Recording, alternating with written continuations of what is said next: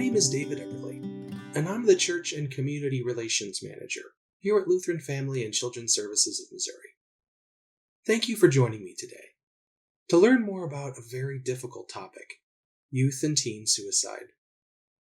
This webinar is one of a series of webinars designed to help promote 4 main points regarding our mental health. First, to provide an understanding of the most common mental health issues affecting our society today. Second, to discuss potential warning signs and risk factors associated with these issues. Third, to recommend ways to support someone struggling with this issue. And finally, to provide emergency contacts who can be able to help during any mental health crisis. So let's begin to break down the misconceptions about suicide and learn about how you can help someone struggling with suicidality. Suicide. Arguably one of the most uncomfortable topics anyone can talk about. Nobody wants to believe that someone they love may be struggling with suicidal thoughts. It's easy to be written off as someone just being down or going through a rough patch. It might feel like if you talk about suicide, then you are putting that idea into their head when maybe it wasn't there. It is not a conversation that anyone wants to have. However, we must be prepared to do so. It is time to embrace the uncomfortable. We should treat suicide prevention like schools treat active shooter drills. Pray they never happen to us, but be prepared if they do. I hope that you leave here today more confident in your ability to have that tough talk if you ever encounter it in your life. As we begin this presentation, I want to start our focus on the terminology around suicide. Now you might think, why? It's pretty straightforward. But the progression of how one goes from a traumatic experience to suicide encompasses several different areas. It is important to know what each level is so that you can better understand how they intersect. How we talk about suicide is not only helpful, it can be vital in that we don't miscommunicate our feelings about the person or their suicidal intentions. As a definition, suicide is when the self-harming behavior results in a fatality. We will discuss the importance of how we describe this action in the next slide. A suicide attempt is when the self-harming behavior is non-fatal. An attempt can range in severity, but there is an intent to die as the result of this behavior. Suicide ideation is when someone is having thoughts or fantasies about dying. These can be a passing thought of wanting to die, all the way to putting together a specific plan, step by step, to die by suicide. The key is there is no self-harming behavior that has occurred at this point. Finally, suicide intent is the specific want to die. The self-harming behavior has not happened yet, and the plan may not be constructed, but someone with suicidal intent is determined to die by suicide in the near future. You can see how they interconnect. Each term works in unison with the other as the want to die increases. When they all come together, a death by suicide occurs. When we talk about suicide, we need to be careful about the words we choose. Some of these examples are common terms used by society, but can have unintended effects on others. Below, we will list 4 common terms regarding suicide and why we should consider avoiding these terms. First, committed suicide. This implies that someone who died by suicide committed a criminal or sinful act. This is a tough reason to digest because this may go against your natural instinct. If we portray someone who died by suicide as a criminal, we may show others struggling with suicidality that we will view them as a criminal too. It isolates rather than unites.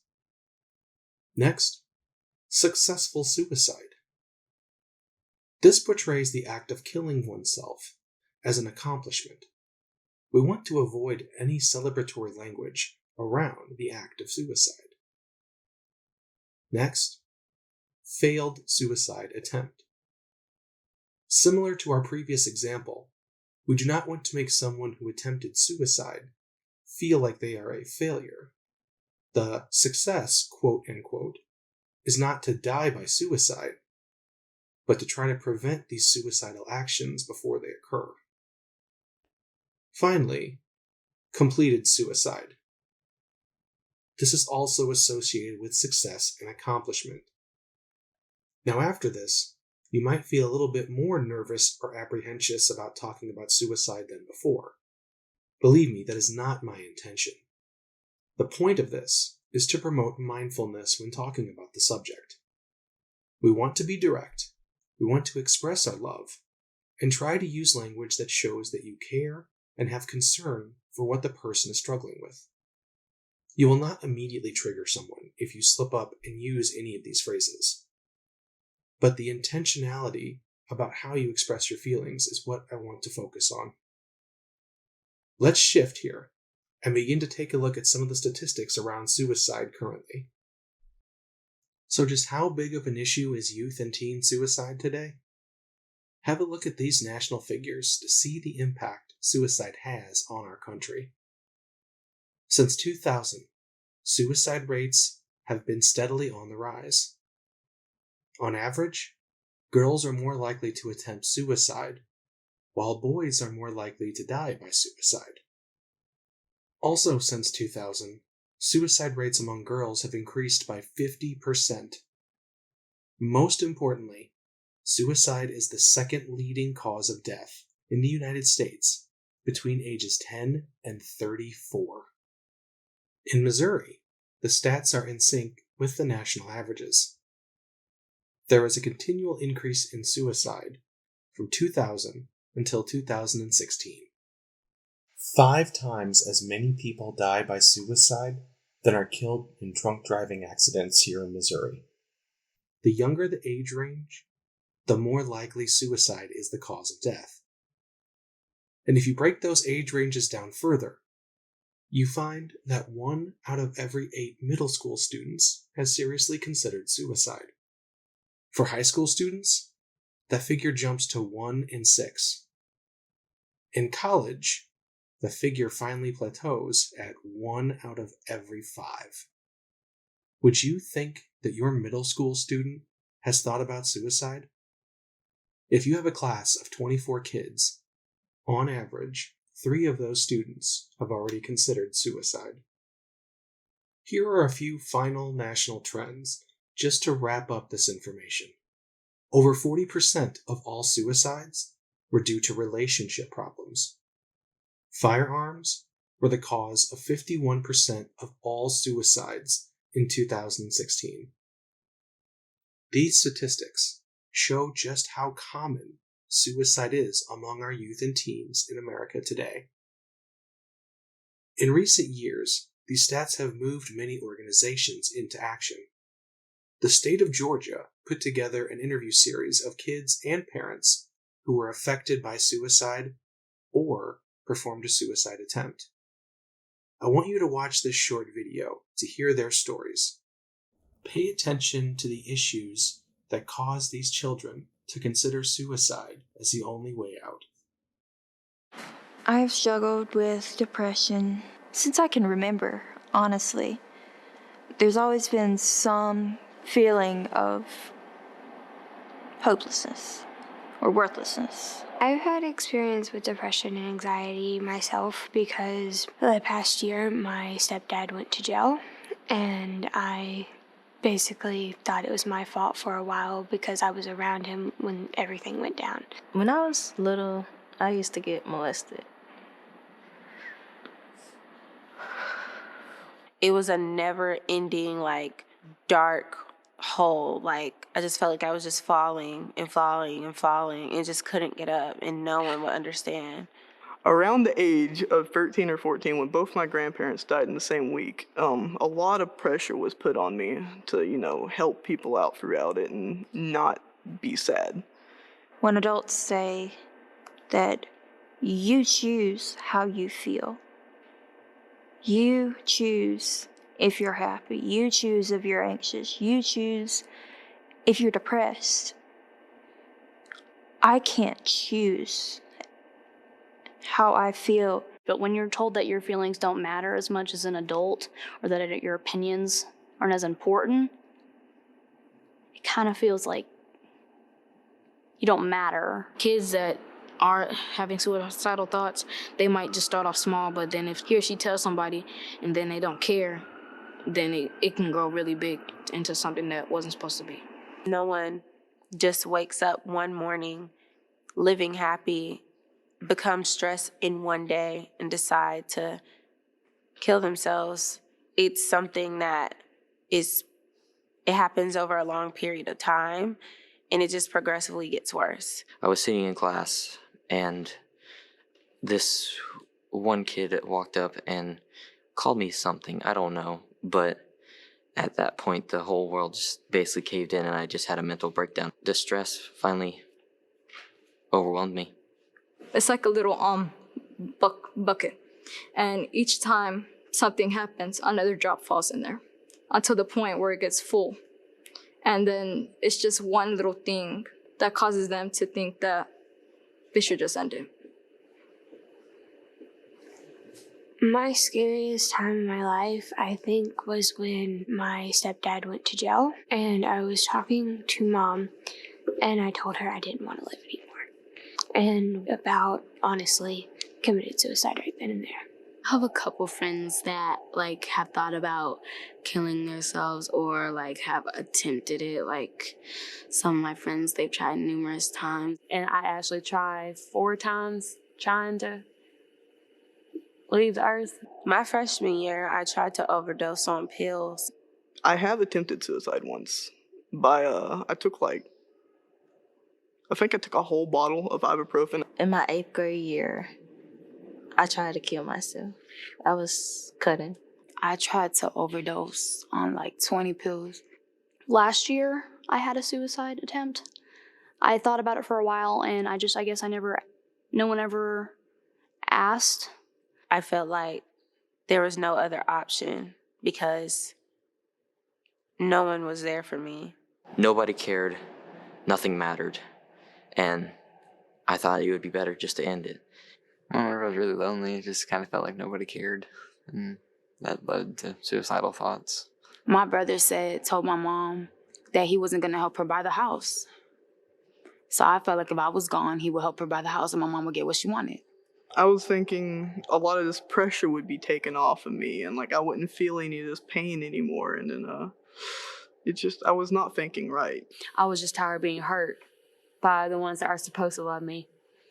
I felt like, why am I even on this earth if everyone's just gonna put me down? Because I was like, maybe the world would be a better place if I wasn't here, since everyone hates me so much. Why me? Why was I put on this earth just to have that happen to me?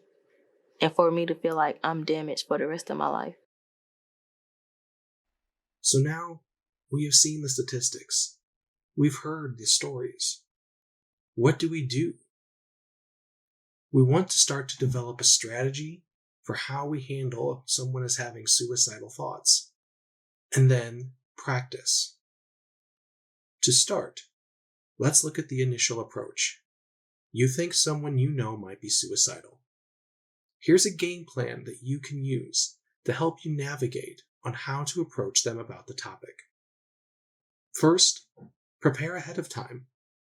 Compile a list of risk assessment questions and use them to create a plan.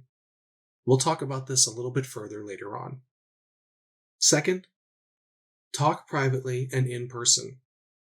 Find a time and place to talk with them privately and safely. Avoid texting, emailing, calling, or messaging them for this conversation. Third, express your concern. Let them know what you have noticed and that you are concerned about what you've seen. Fourth, ask them directly about suicidal thoughts. Do not avoid using the word suicide. Address your concerns clearly, but with compassion. This is a very uncomfortable question to ask. You are not putting this idea into their mind if you ask it. You are merely sharing what you are noticing and feeling. And talking about suicide may be a way for them to express the depth of what they are feeling. Let them have an opportunity to talk, and most importantly, this gets into our fifth point: listen, listen, listen. After you ask, you should focus on listening solely. Be empathetic. Let them express their emotions, and do not try to solve any of the problems expressed. You are there for them. Let this be their opportunity to share what they are feeling with you. Finally, try to learn more about their situation. Go through other questions you have, and use what you have learned to try to put together a next step of action to take. We just mentioned preparing a risk assessment plan ahead of time as the first step for trying to talk to someone about suicidality. On this slide are some examples of questions you may want to ask. How in depth you go will depend on how they respond to the approach. Be prepared for them to tell you everything, but expect them to be hesitant. Let them talk about it in their own time and when they feel ready. If they do open up to you, listen carefully to what they're saying. The feelings or words they emphasize may help guide you as to which questions you should ask next. Compassion and desire to help should be what you want to personify during this conversation. Take a few moments to look at these questions and see how you would incorporate them or ask them to someone who may be struggling with suicide. The American Foundation for Suicide Prevention put together a list of commonly asked questions regarding youth and teen suicide. Their answers can help you with your strategy development and also help prevent suicidal behavior in your home. The first question we want to deal with: how can I protect my teen or tween from suicide risk? First, teach and model healthy habits for mental health. Prioritize your own mental health. Talk openly about it. And let your child know it's okay to talk to a counselor if they need help.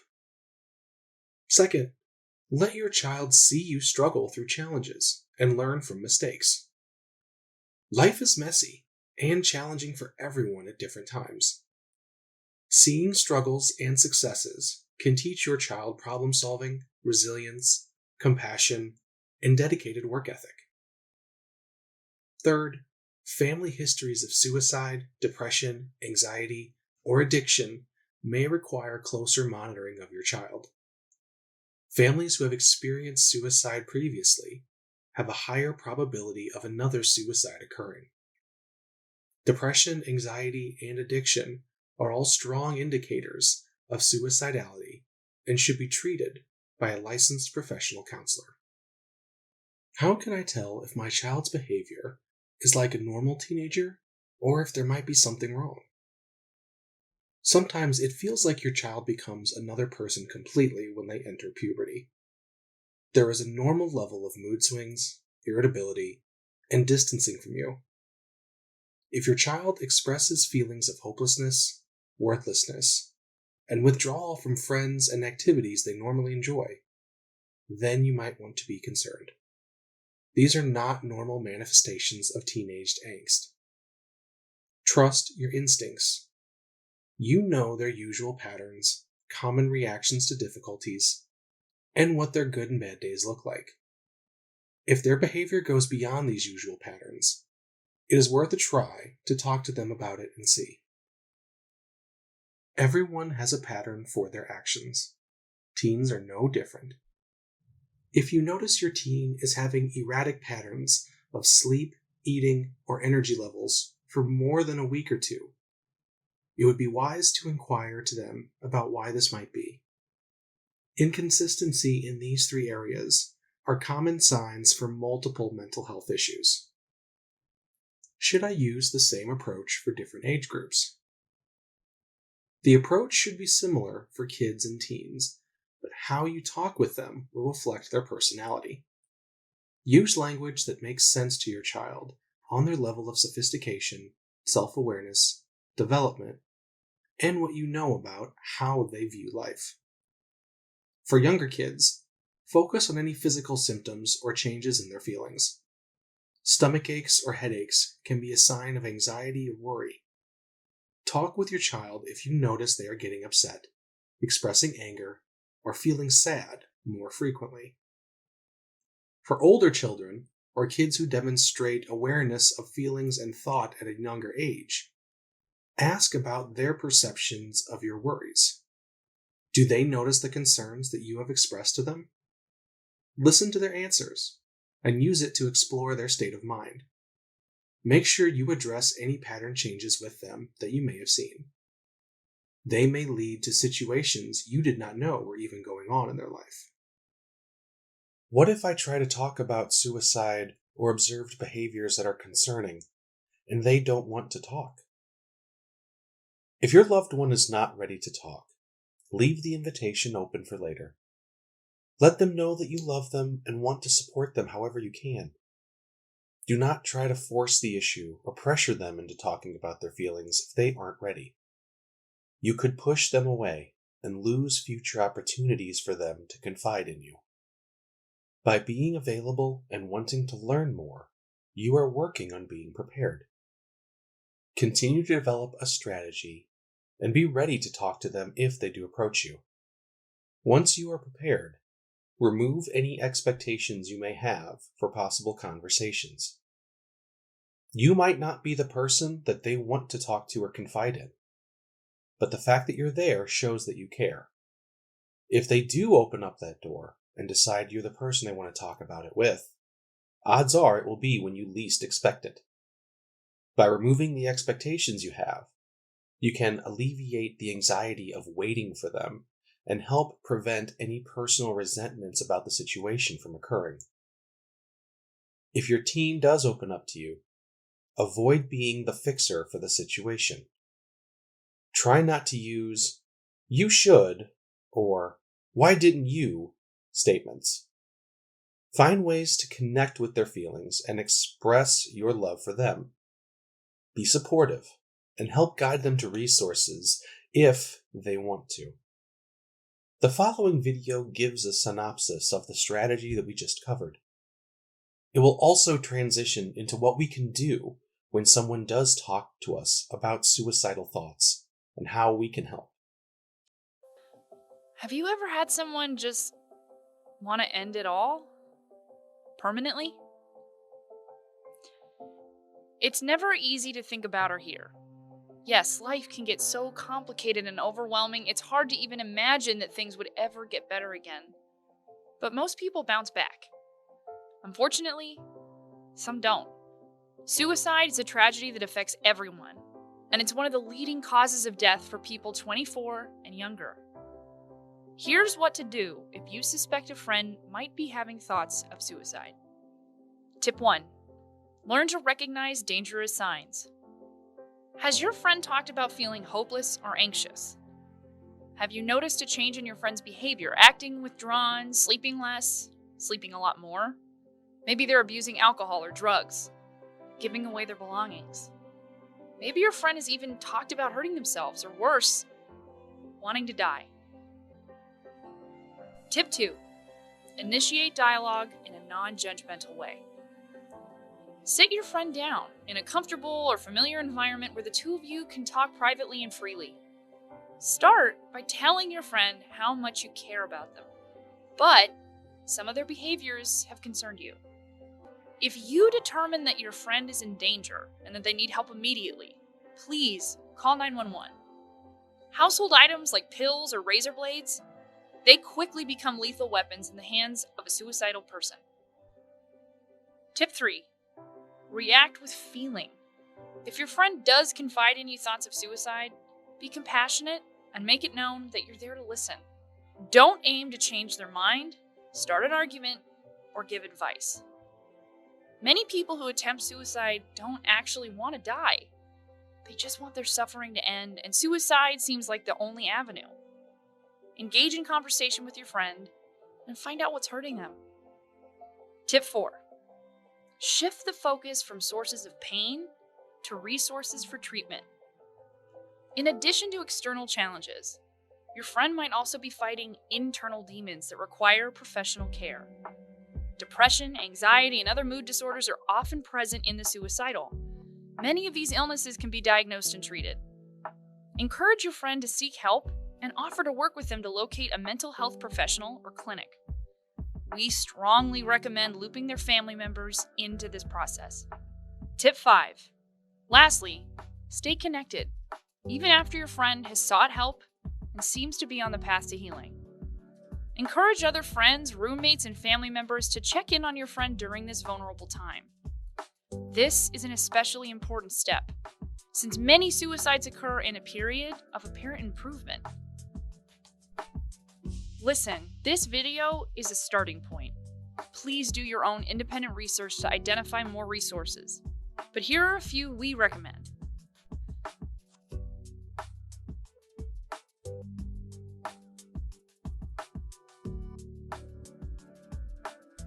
You can save a life just by reaching out to someone who's in need.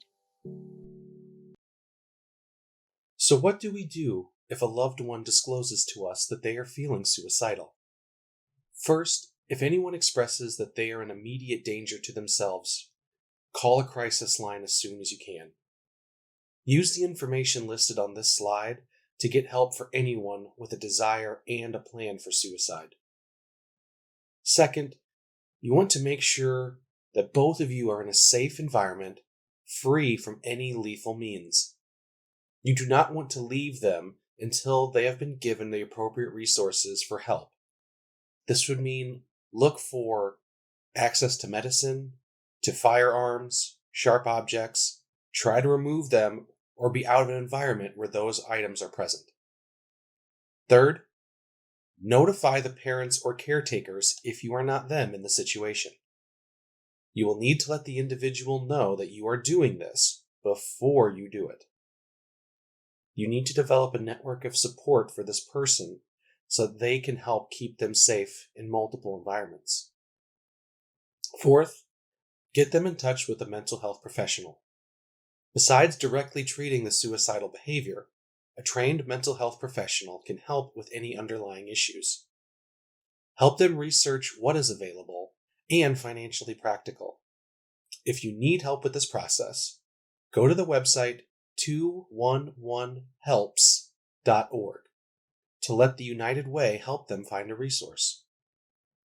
Finally, help their family to establish a safety plan moving forward. This we will get into next. A suicide safety plan is a written set of instructions that the suicidal individual creates as a contingency plan should they begin to experience thoughts about harming themselves. The goal is for this plan to de-escalate the suicidal ideation in the individual. This plan should be constructed while the individual is feeling well and thinking clearly. It is also recommended that this plan be put together with a community of people that the suicidal individual loves and trusts. This keeps them all in the loop about how to help if a future situation may arise. The example listed here details what information the safety plan should contain. It progresses in severity as the thoughts of suicide escalate. The order of the steps are: first, identify warning signs. Second, identify coping strategies.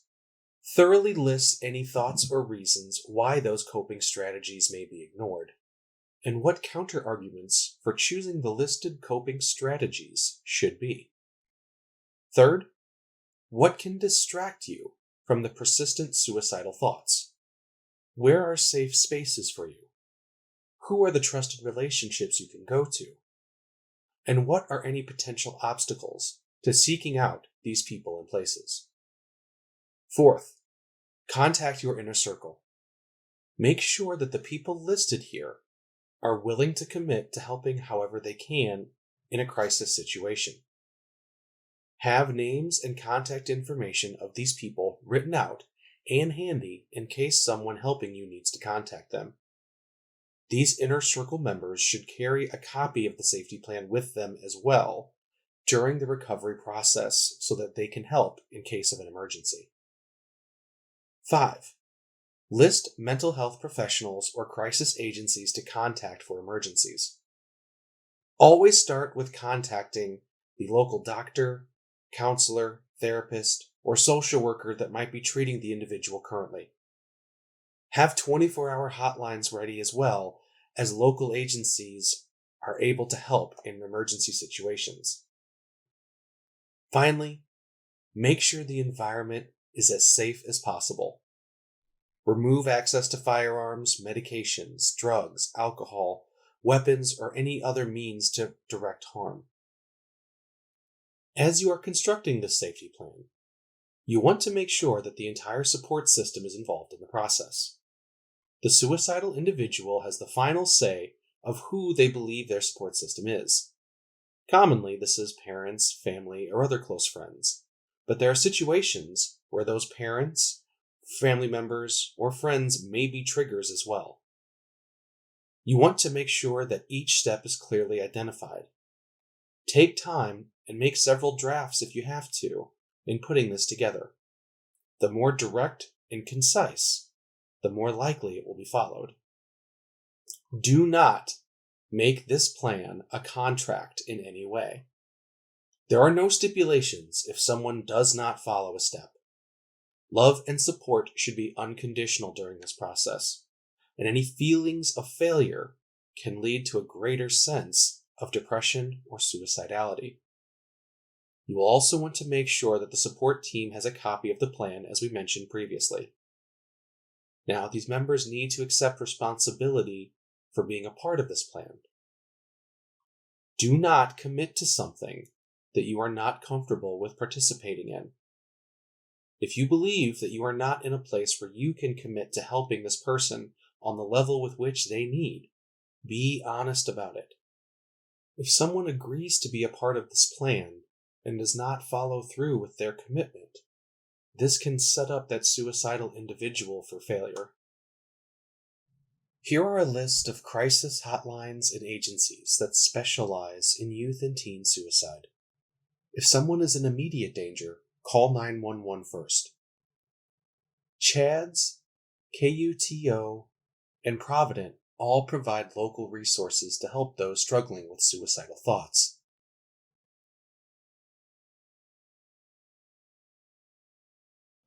It is common that addiction, depression, and being sexually or physically abused are precursors to suicidality. These agencies offer immediate support for anyone who may be suffering with these demons. The United Way offers access to a large number of diverse agencies. Their website also provides real-time chats designed to help find resources for specific situations. For any non-emergency situation, I urge you to reach out to us here at Lutheran Family and Children's Services of Missouri. We have provisionally licensed or licensed counselors who have extensive experience working with children, adolescents, as well as adults and families throughout any issue that they might be having. Our mental health professionals are dedicated to offering guidance to those who are struggling with issues that affect their mental health and well-being. I want to thank you very much for your time and attention for this webinar. I hope this was able to provide you with a better understanding of how to address concerns of suicide in the youth and teens that we love. I pray that you may never have to use this information, but I'm also glad that you will be better prepared in case any situation may arise. LFCS will continue to provide resources that promote awareness and treatment for the mental health issues that plague our society today. We encourage you to be the change you want to see in this world, and hope that you have a wonderful day. Thank you.